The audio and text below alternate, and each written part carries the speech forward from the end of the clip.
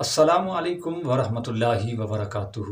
ناظرین، حکومت پاکستان اور اسٹیبلشمنٹ کے ظالمانہ آپریشن اور اس کے بعد تحریک لبیک پاکستان کی جماعت کو کل عدم قرار دینے کا جو غیر دانشمندانہ فیصلہ ہے، اس کے اوپر اہل سنت و جماعت کے بہت سارے اکابرین تو بالکل خاموش ہیں، اور چند ایک اکابرین نے اس کے اوپر رد عمل تو دیا ہے، لیکن وہ نرم رد عمل دیا گیا ہے۔ جس انداز میں ان کو رد عمل دینا چاہیے تھا اس انداز میں انہوں نے رد عمل نہیں دیا۔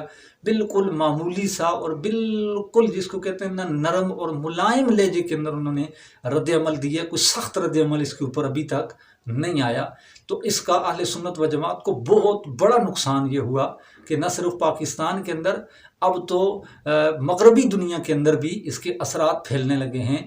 امریکہ میں وہ رپورٹ بھی ساتھ میں چلاؤں گا آخر کے اندر، آپ خود دیکھ لیجئے گا کہ امریکہ کے اندر امریکن صحافتی ادارے کی ایک رپورٹ ہے، اس کے اندر بھی یہ ہے کہ امریکہ کے اندر بھی یہ آپریشن شروع کر دیا گیا ہے۔ انہوں نے پاکستان کے اقدام کے نام کے اوپر امریکہ کے اندر جو اہل سنت و جماعت کے ادارے تھے یا اہل سنت و جماعت کی مساجد تھیں، اہل سنت و جماعت کے مدارس تھے، اہل سنت و جماعت کے جو مراکز تھے، وہاں پر انہوں نے آپریشن کیا، اور اس کے بعد یہ رپورٹ جاری کی ہے کہ یہ جتنے بھی مذہبی مدارس ہیں، مراکز ہیں، مساجد ہیں، یہ دہشت گردی کے اڈے ہیں۔ یعنی جس سیم وہی بولی جو پاکستانی بول رہے ہیں، اس کا مطلب ہے یا تو یہ ان کی بولی بول رہے ہیں یا پھر وہ ان کی بولی بول رہے ہیں، ان کی آپس میں بولیاں ملتی ہیں۔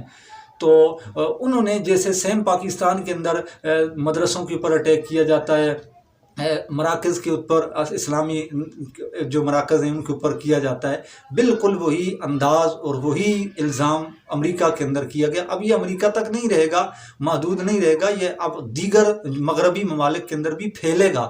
اس کا مسلمانوں کو بڑی بھاری قیمت چکانا پڑے گی۔ تو ہم اس عالم کے اندر جو بہت پرکھٹن عالم ہے، اہل سنت کے اوپر ایک بہت مشکل ترین وقت سمجھنا کہ بہت سخت مشکل وقت ہے۔ تو اس مشکل وقت کے اندر ہم اہل سنت و جماعت کے اکابرین سے صرف گزارش کر رہے ہیں، ہم انہیں حکم نہیں دے رہے، ہم ان کے اوپر تنقید نہیں کر رہے، ہم ان سے گزارش کر رہے ہیں کہ اپنے معمولی سے، بالکل معمولی سے مفادات کے لیے اہل سنت و جماعت کے اوپر تھوڑا سا رحم کریں۔ اپنے کم اور معمولی مفادات کے لیے آپ اہل سنت و جماعت کو داؤ پر نہ لگائیں، لہٰذا اپنا اس کا فوری کوئی نہ کوئی حل نکالیں۔ جس طرح کا آپ حل نکال سکتے ہیں پرامن ہو، ضرور وہ ملک پاکستان کے آئین کے مطابق ہو، لیکن اس کا حل نکالنا ضروری ہے۔ اگر یہاں سے اس کا حل نہ نکالا گیا تو اس کی اہل سنت و جماعت کو، بلکہ اب اہل سنت بھی نہیں، اب تو پورے مسلمانوں کو اس کی بڑی بھاری قیمت چکانا پڑے گی۔ یہ میں سچ بتا رہا ہوں آپ کو کہ اس کی بہت بھاری قیمت صرف اہل سنت کو نہیں، پورے عالم اسلام کو اس کی بڑی بھاری قیمت، جیسے ابھی بھی ہم چکا رہے ہیں نا۔